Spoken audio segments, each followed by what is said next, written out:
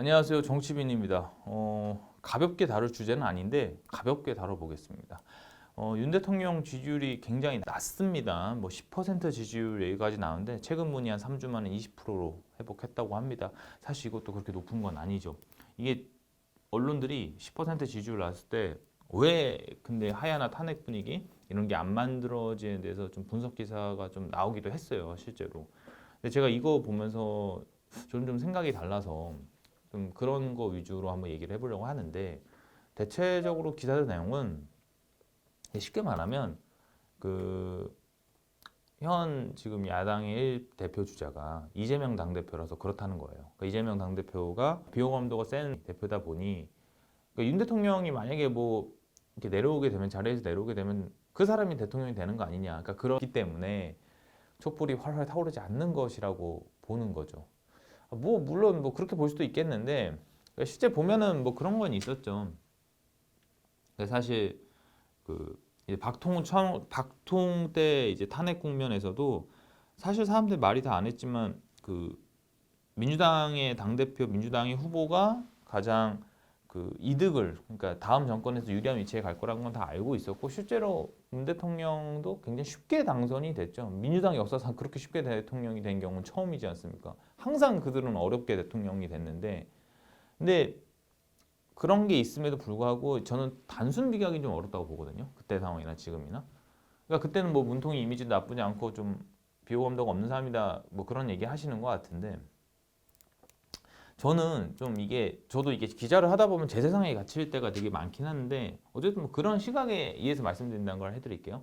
저는 국민들이 지금 좀 냉정하게는 정치에 예전만큼 큰 관심은 없는 것 같습니다. 그 박통 탄핵 때는 진짜 하루하루가 막 용암 같았잖아요. 뜨겁고.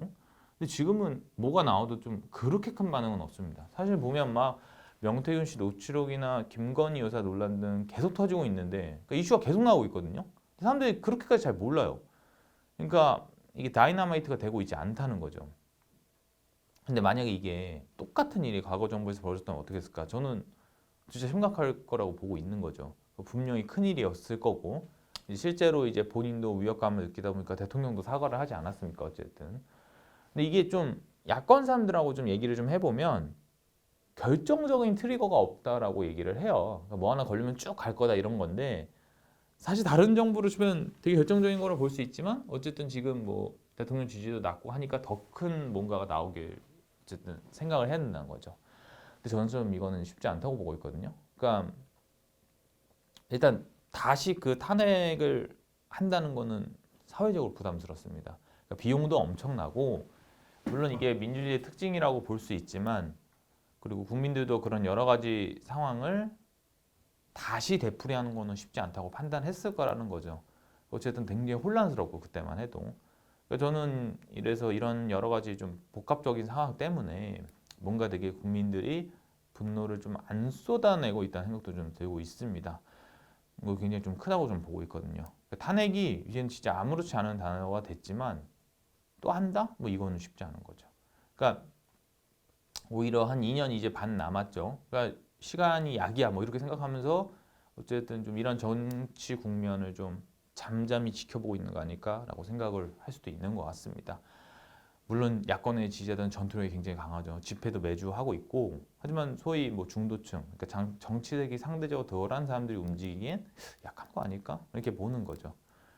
저는 사실 이런 측면에서 보면 사회가 역동성이 떨어진 거 아닐까라는 생각도 드는데 아까도 말씀드렸지만 뭐 좀 이런 건 좀 여러 가지 복합적인 면이 있는 것 같아요. 그리고 좀 다른 측면에서 야권이 말하는 하야 분위기가 조성이 안 되는 것도 이건 오히려 좀 간단하다 보거든요. 그러니까 대통령은 일단 그럴 생각이 없어 보이고 탄핵 분위기 조성이 안 되는데 하야를 자진적으로 할 것 같지는 않습니다. 그러니까 정무적으로 말하면 또 윤 대통령은 지금 하야를 못 해요.